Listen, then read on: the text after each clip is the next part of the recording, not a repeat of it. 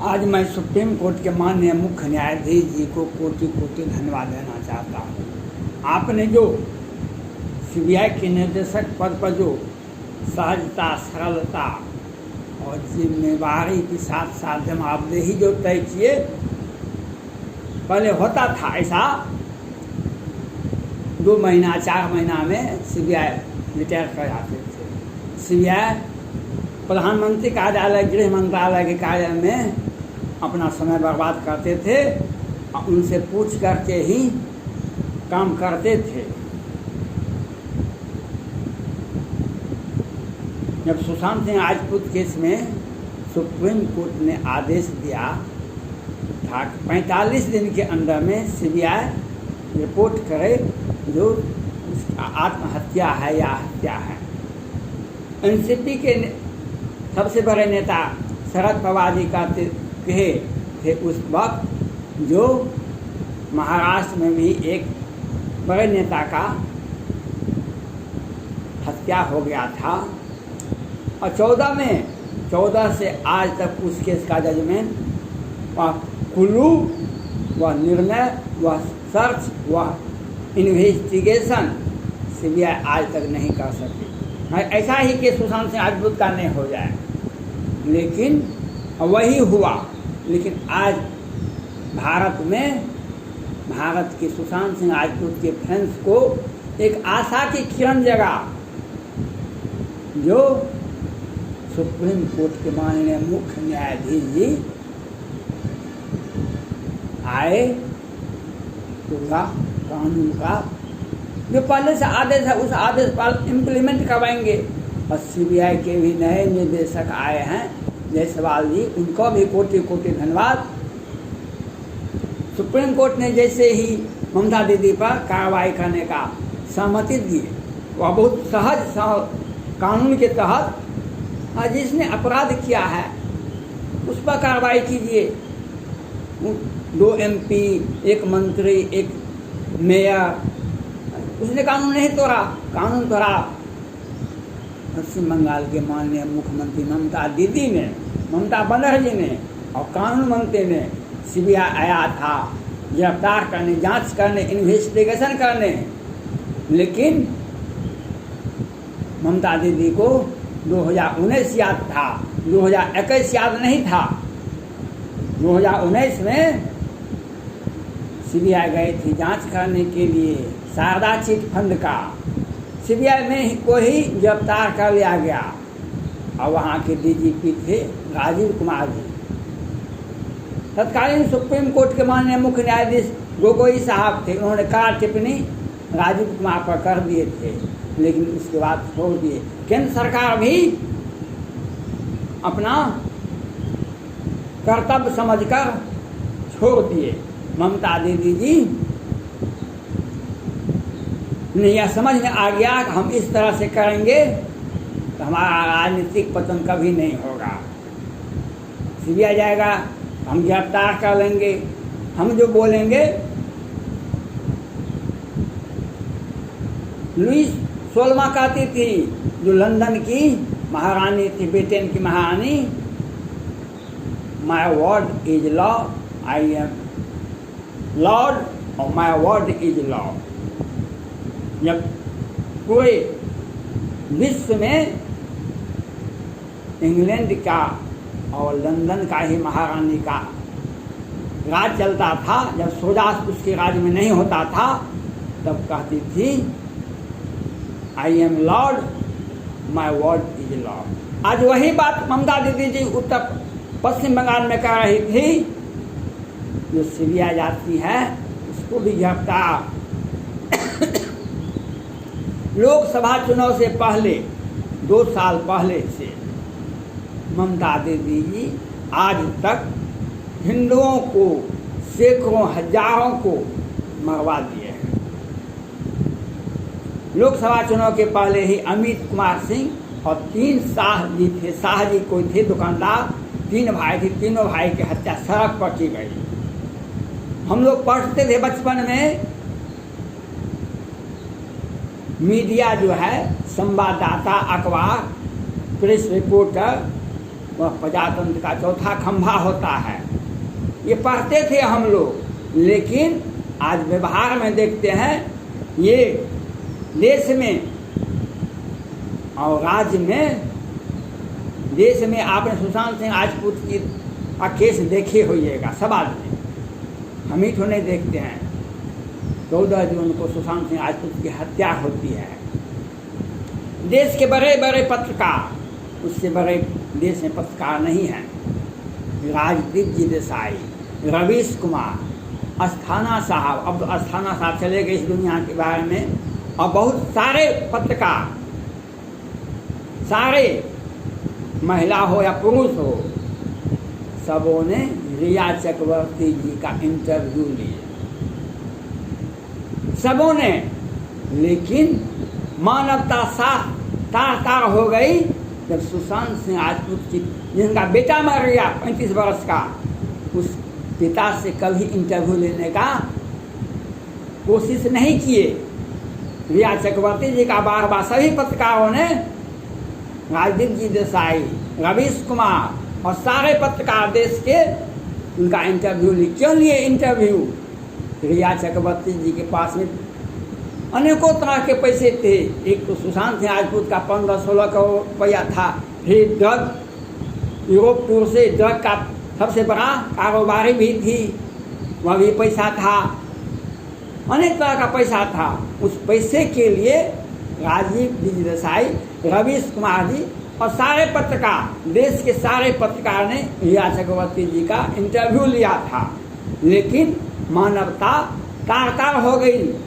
जो सुशांत सिंह, जिसका बेटा मर गया 35 वर्ष का, इतना बड़ा फिल्म हीरो था, लेकिन इसका इंटरव्यू नहीं लिया गया।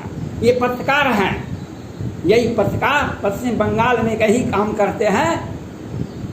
सैकड़ों आदमी मर गए, हिंदुओं के हजार घर को, लाखों घर को हिंदुओं को बेघर कर दिया गया, जला दिया गया। लोग रोते रहे, बिलखते रहे, घर में लूटपाट होती, श्राद्ध हुआ, ब्याह हुआ, सब लूट होता है। लेकिन मीडिया वाले, पश्चिम बंगाल के मीडिया वाले, उच्चारण राज्य चाहते कृपा करो रघुबी, रामचरितमानस का पंक्तियाँ, और ममता दीदी के आगे पीछे ये लोग पूजा करते थे।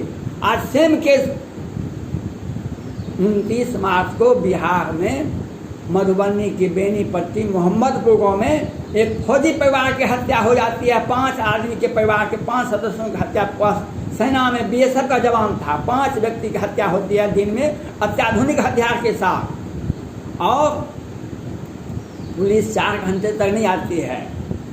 12 बजे से 3 बजे के बीच में हत्या होती है। इस बार अत्याधुनिक हथियार से होती है, गोलियों से छलनी कर दिया जाता है और तलवार से काट दिया जाता है। और बिहार सरकार में चरण में लगे हुए हैं यहाँ मीडिया कर्मी नीतीश कुमार जी के चरण में। ये 1 सप्ताह तक कहीं भी अखबार में बदबू भी नहीं आता है। सोशल मीडिया पर, अखबार में, टीवी में, दैनिक अखबार में कहीं भी नहीं लीक होता है। जब विरोधी बिहार विधानसभा में विरोधी दल के नेता जाते हैं, वहाँ पर घटना पर नीतीश कुमार जी कहते हैं कि जातीय विद्वेष फैलाने के लिए जाते हैं। आज ममता दीदी जी 19 में जो किए थे कर्म, CBI को भी अरेस्ट कर लिए थे। आज ये कहते हैं हम पश्चिम बंगाल के लिए, विकास के लिए हम पैर भी छूने के लिए तैयार हैं मोदी जी का।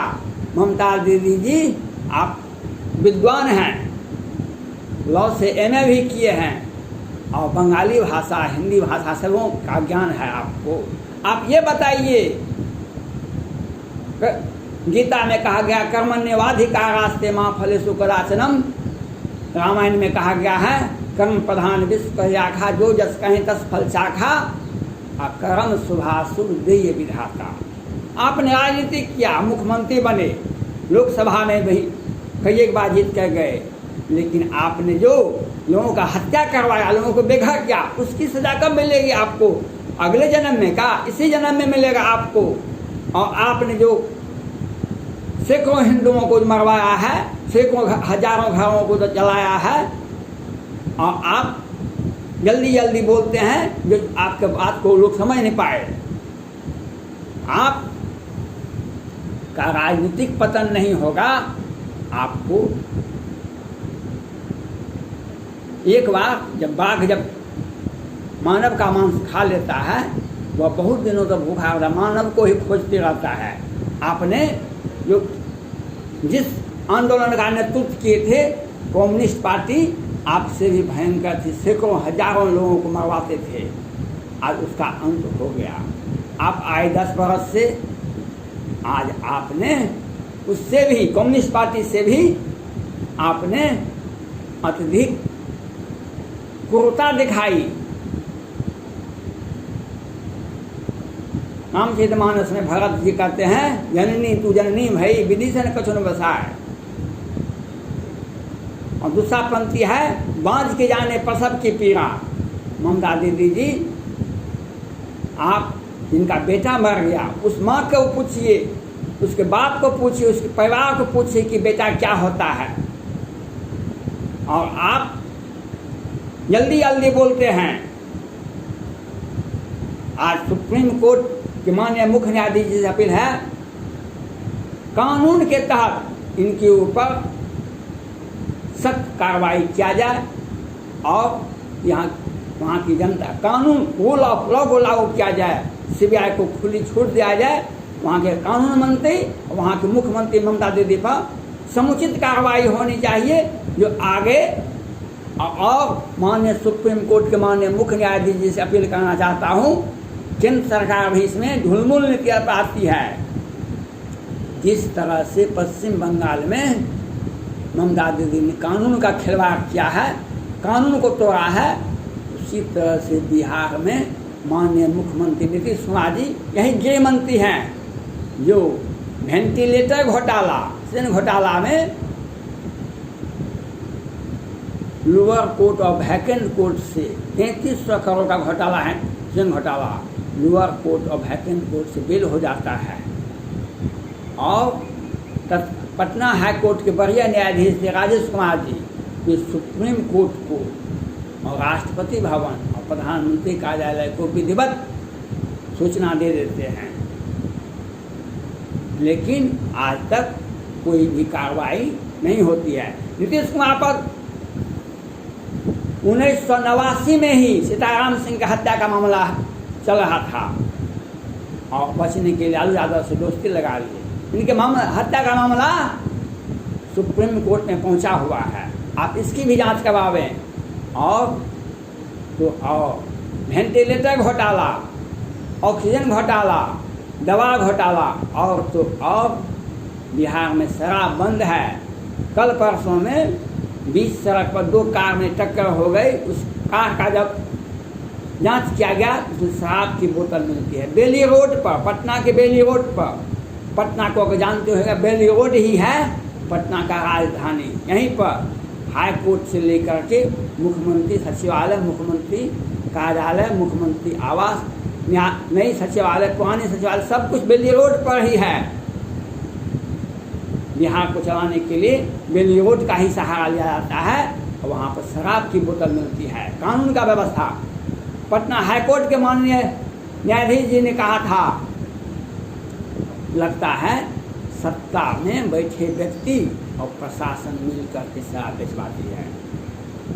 सैकड़ों हजारों आदमी कोरोना से मर गए, बिहार सरकार ने बचाया। आज भी गंगा जी में लाश बढ़ रहा है और ये लोग कहते हैं कहाँ यूपी से आता है, कहाँ से आता है, कहाँ से आता है, लेकिन बिहार में आता है। और जो क्यों नहीं जाता है? और हम सुप्रीम कोर्ट की और सीबीआई से ये अपील करते हैं, वेंटिलेटर घोटाला हो, हत्या का मामला हो और एक फौजी परिवार के 5 सदस्यों की हत्या होती है, छठा व्यक्ति हॉस्पिटल में भर्ती है, इसकी जांच सुप्रीम कोर्ट के माननीय मुख्य न्यायाधीश की अध्यक्षता में सीबीआई द्वारा होनी चाहिए। मैं ये मांग करता हूँ। धन्यवाद।